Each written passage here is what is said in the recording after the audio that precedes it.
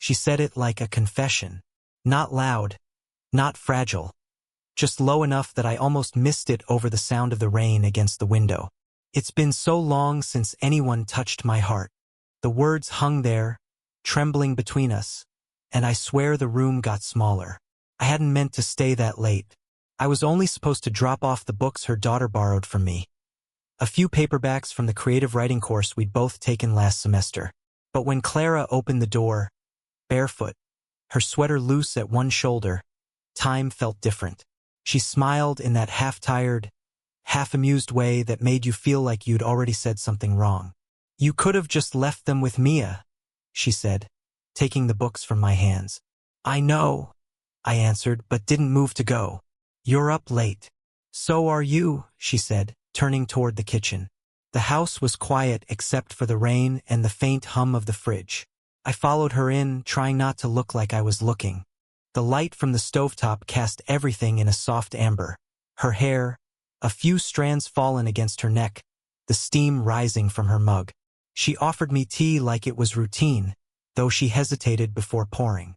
Maybe she didn't expect me to say yes. Maybe she hoped I wouldn't. But I did. And that's how I ended up sitting across from her at a small kitchen table, both of us pretending this was normal. Her eyes had that unreadable kind of warmth, the kind that keeps you guessing whether it's kindness or warning. I noticed the small things first. The way she wrapped both hands around the mug, the soft drag of her thumb along the rim, her laugh that started as a sigh. "You're quieter than I remember," she said, glancing up. "I talk too much when I'm nervous." She smiled. "So, you're nervous now?" I laughed it off, but she didn't. She just looked at me, steady, the kind of look that waits for honesty. The silence that followed wasn't empty. It was full. Full of what neither of us wanted to name. Her phone buzzed on the counter, breaking it for a second. She didn't look at it. Instead, she asked, "Do you ever feel like you missed something? Like time skipped a beat, and you were left standing still?" Her voice softened near the end, almost to herself. I nodded because I knew that feeling. Maybe that's why I stayed. When she reached to take my empty cup, her fingers brushed mine, just barely. But it was enough. The kind of touch that makes you forget where you are for a heartbeat. She didn't pull away. Neither did I. I could smell the faint trace of her perfume. Something clean, familiar, like rain on linen. Her pulse, visible just under the skin at her wrist, quickened slightly. The silence stretched again, warmer this time. "I shouldn't keep you," she said finally, though her voice didn't sound convinced. "Maybe I don't mind." Her lips parted, but no words came out.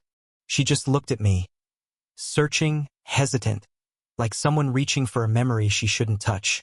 And then a sound from the hallway, the sharp click of a door. We both froze. Clara's eyes darted toward the noise, then back to me. She whispered, barely audible, "You should go." But her hand was still on mine. And neither of us moved. I didn't see her for 3 weeks after that night. 3 weeks of pretending I hadn't memorized the shape of her voice when she whispered, "You should go." When I finally did see her again, it wasn't planned. It never was. Mia had asked me to help carry boxes into the garage. Her mom was finally getting rid of stuff. When I pulled up, Clara was already outside, hair tied back, wearing old jeans and a faded shirt that somehow made her look even more unreachable. She looked surprised to see me, not unhappy, just aware. "You didn't have to help?" she said, brushing a strand of hair from her face. "I wanted to," I said. Her eyes flicked toward me, reading something she didn't comment on. "All right then. There's plenty to do." We worked mostly in silence.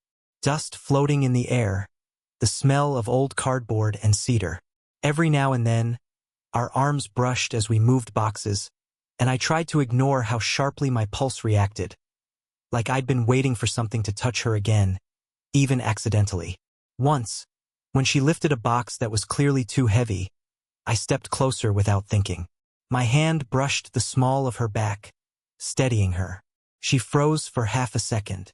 Then she said quietly, "I'm not as fragile as I look." "I know," I said. "That's not why I..." but she was already walking away, pretending to adjust the stack on the table. Later, when Mia left to get more tape, the house went still again. The same quiet as before, only this time layered with memory. Clara was sitting on the step near the door, holding an old photograph. She didn't look up as she spoke. "I used to think I'd have a different life by now," she said. "More peace. Maybe less noise in my head." I leaned against the doorframe, unsure if she was talking to me or herself. "Marriage ended years ago," she continued, half smiling. "You'd think time fixes things, but mostly it just rearranges the mess." Her honesty caught me off guard. I wanted to tell her that sometimes mess feels like proof that we're still alive, but the words sounded foolish in my head. So I said nothing. She looked up at me then, eyes searching. "You don't have to fill the silence," she said softly.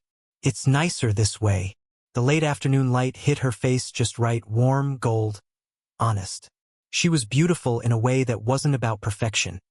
It was about being real, about lines earned and stories untold. And I realized maybe that was what drew me in. She wasn't something to chase. She was something to understand.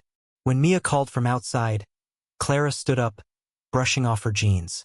But as she passed me in the doorway, she paused. Close enough that I could feel the faint warmth of her breath near my collar. Her hand lifted, almost reached for my arm, then hesitated.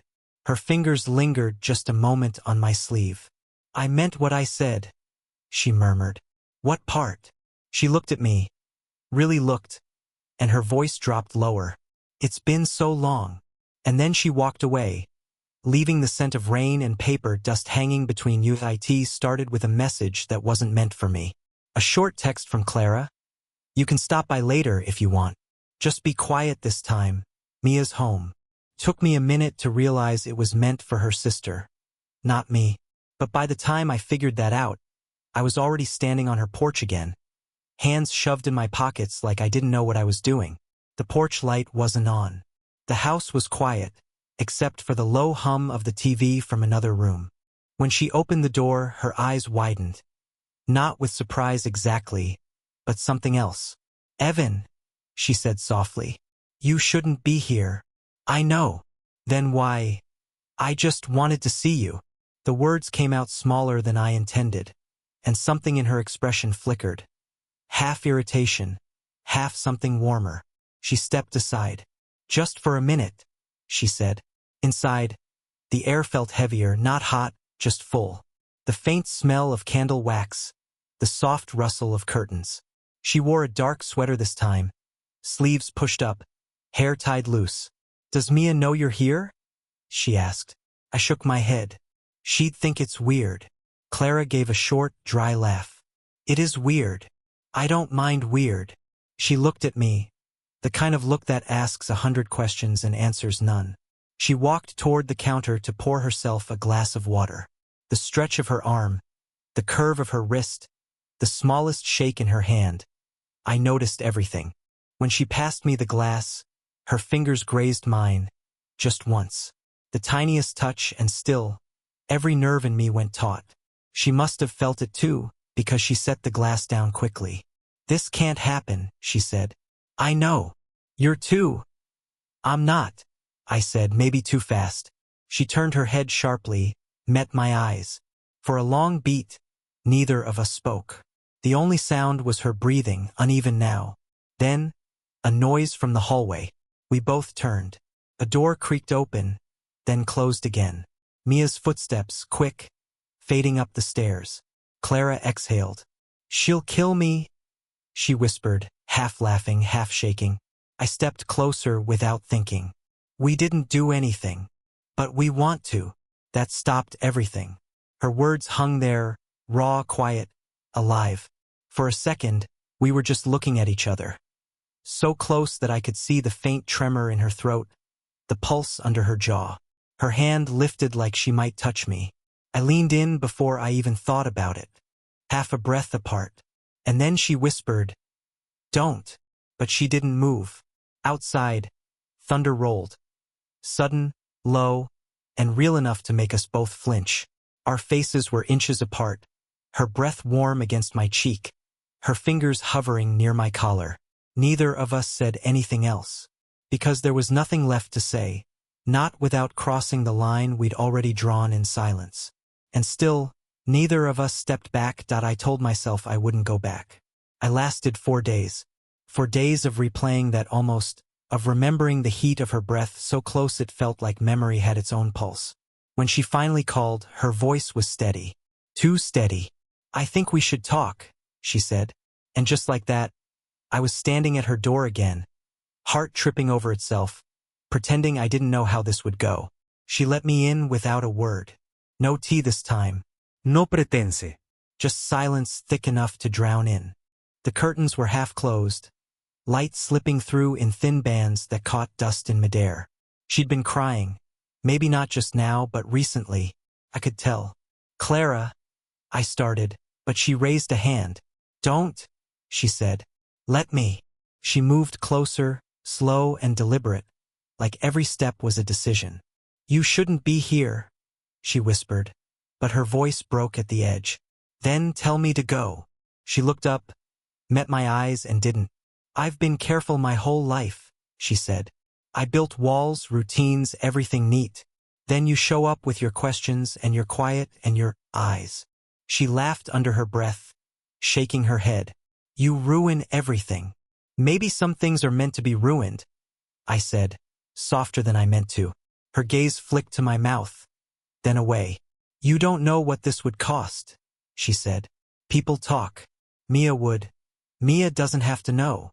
"It's not just her," she said, voice cracking now. "It's me. I don't know who I am when you look at me like that." I stepped closer. She didn't back away. Her arms were crossed, but her fingers trembled against her sleeves. I reached up, hesitating, then brushed a loose strand of hair from her face. Her eyes fluttered shut. Not like surrender, more like someone bracing for impact. "Clara?" I whispered, my hand still near her cheek. "You keep pretending this isn't real. And you keep pretending it's simple." We stood there, inches apart, caught between what we wanted and what would break us. Then she reached out, sudden, fierce, grabbed my wrist. Her grip was small but sure.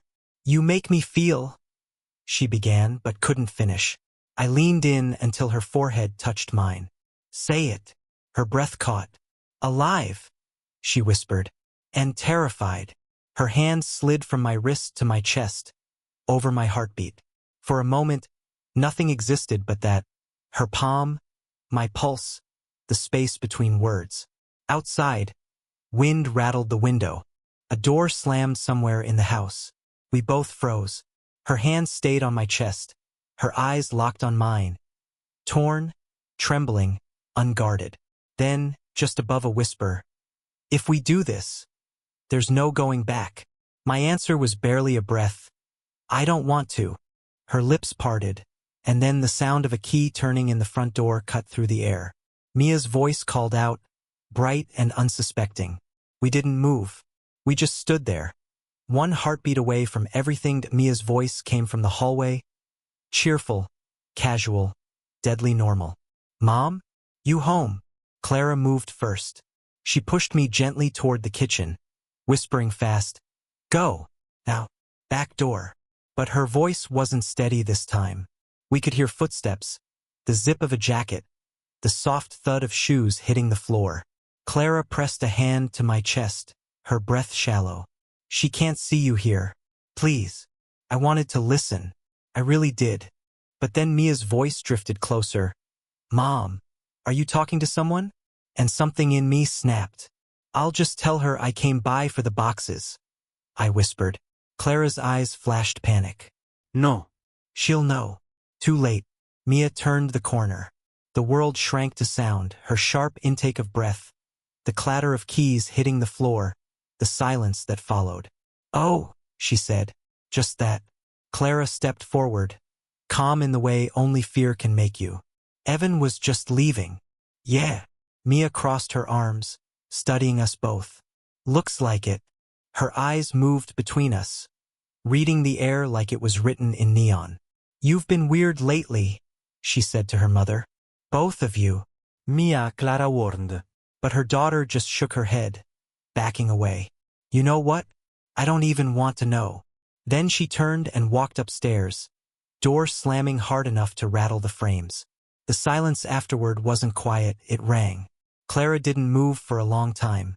When she did, she reached for the counter, gripping it like it was the only solid thing left. She knows, she whispered. She doesn't, I said. Not really. Her laugh came out broken. You don't understand. She'll tell her father. He'll. She stopped herself, voice catching. What? She looked at me, finally meeting my eyes. He still pays the mortgage. He still calls. And he still thinks I'm the woman who left him because I couldn't handle a normal life. Her words came fast now, tumbling. If this gets out, he'll drag me through it again. Say I'm unstable, say I'm trying to fill holes with younger men. Do you know what that would do to me? I didn't. Not really. All I knew was that she was trembling, one hand over her mouth, the other pressed against the edge of the sink hard enough to turn her knuckles white. I stepped closer, careful this time. She didn't pull away. I'm sorry, I said. I didn't mean for her to see. She shook her head. This isn't about her seeing. It's about me wanting to be seen. That's worse. Her eyes glistened, not from tears, but from the effort of holding them back. I reached out, brushed her cheek with my thumb. You don't have to hide from me. Her breath hitched, just once, before she leaned into my hand, eyes closing. Then, softly, almost to herself, maybe that's what scares me most. When she opened her eyes, something in them had shifted. Resolve, maybe, or surrender. She took a step closer, close enough that I could feel the warmth of her chest against mine. I can't undo what's already happened, she said, but I can choose what happens next. And before I could ask what she meant, she pressed her lips to my jaw. Not a kiss, not quite. Just enough to ruin any chance of pretending again. The house was quiet again. Mia's door upstairs stayed closed, the faint echo of music leaking through like static. Clara stood near the counter, back turned, shoulders trembling under the soft light. I wanted to say something that would make it right, or at least less wrong, but there wasn't anything left that words could fix. She turned slowly, eyes red-rimmed but steady. You should go, she said. I didn't move. I mean it, Evan. I know. She sighed, pressing her palms against the edge of the counter. You think this is something simple, but it isn't. It's not just you and me. It's everything that comes after. I took a step closer. I'm not thinking about after. That's the difference, she said quietly. I always am. For a long moment, neither of us spoke. The air between us carried everything. The weeks of what-ifs, the glances we'd buried under silence, the want that kept coming back no matter how hard we tried to name it something else. When I finally reached out, my hand hovered near her arm, uncertain. She didn't pull away this time. Her skin was warm, almost fevered, and I could feel the tremor beneath it. I tried to stop, she whispered. But every time you look at me, her voice cracked. She bit down on the rest of the sentence. Then don't stop, I said. Her eyes lifted to mine, and something in her face softened. Not surrender, exactly. Something closer to truth. I moved closer until the space between us wasn't space anymore. Just air, shared and uneven. She reached up and brushed her fingers through my hair, a trembling, almost reverent touch. You don't know what you're doing, she whispered. Maybe not, but I know what I feel. Her forehead leaned against mine. The world outside disappeared. The hum of the fridge, the rain starting again, everything. I've spent years pretending, she said. Pretending I'm fine, pretending I don't need this. She drew a breath, shaky and alive. And then you show up and look at me like I'm someone worth wanting. You are. Her hand slipped down, resting over my heart. Don't say that unless you mean it. Ido. For a moment it felt like gravity stopped working. Every thought, every fear, every reason not to, gone. There was only her. The scent of her skin, the warmth of her breath against my cheek, the sound of both of us trying to breathe through it. Then she pulled back, just slightly. Her eyes met mine, deep, certain, breaking. "If we do this, it won't save me," she said. "It'll change me. Maybe that's the point." Her mouth trembled into a half-smile. Fragile, real. Then she leaned forward, slow, deliberate. A choice, not an accident. And when our lips finally met, it wasn't wild or perfect. It was human, shaky, overdue, full of everything we'd tried to hide. When we finally pulled apart, she looked at me, really looked, and said, "Now you know." And I did. Not just what I wanted, but what it meant. That loving her would never be easy, but walking away would have been impossible. Morning came quiet. The kind of quiet that doesn't ask questions. Light spilled across the kitchen tiles, soft and golden, catching the steam from 2 cups of coffee. The house felt different. Lighter, maybe, though neither of us had slept much. Clara sat by the window, hair still tousled, her sweater hanging loose off one shoulder. She looked younger and older all at once. I stood across from her, not sure how to begin. She smiled faintly. "You keep looking at me like I'm going to disappear." "I'm just trying to remember this," I said. Her eyes softened, the way they did when she was both touched and a little afraid to show it. "We didn't talk about the night before. We didn't have to. It was there, in the way she stirred her coffee without drinking it, in the way I couldn't stop reaching for her hand. When I finally did, she didn't pull away. Her fingers slid against mine, slow and deliberate. Her palm was warm, steady. "You shouldn't make promises you can't keep," she murmured. "I'm not promising anything," I said. "I'm just here." She smiled at that, the kind of smile that forgives you before you even realize what you've done wrong. Outside, the rain had stopped. A single bird called out somewhere near the fence, and she turned toward the sound, thoughtful. "When I was your age," she said, "I thought love was supposed to feel clean, simple, like you'd just know, and it would make sense. And now," she looked back at me, eyes tired but alive. "Now I think maybe it's not about sense. Maybe it's about staying anyway, even when you're scared." I squeezed her hand, thumb brushing the inside of her wrist. Her pulse beat there, steady under my touch. "I'm scared too," I said. "I know." She leaned closer, her head finding my shoulder like it had always been meant to. Her hair brushed my jaw, light as breath. For a while we just sat there, no tension, no pretending. Just stillness. When Mia came downstairs later, her voice cautious, Clara didn't move. She just called out, calm and even, "Morning." It wasn't defiance exactly, more like quiet acceptance. Mia said nothing, just nodded once and grabbed her bag. The front door clicked shut behind her, and Clara exhaled, a long, shaky release. "She'll come around," I said. "She's my daughter," she answered. "She already knows how much I love her.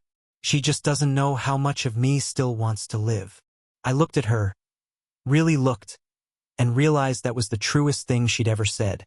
She turned toward me then, eyes shining with that same quiet strength that had undone me from the start. "Stay," she said simply. And I did. We sat there as the morning grew brighter, her hand resting on mine, her thumb tracing lazy circles against my skin. Not claiming, not hiding, just being. No more pretending, no more distance. Just 2 people who finally stopped running from the truth that had been waiting for them all along. Did you enjoy the story? What kind of stories would you like to hear next?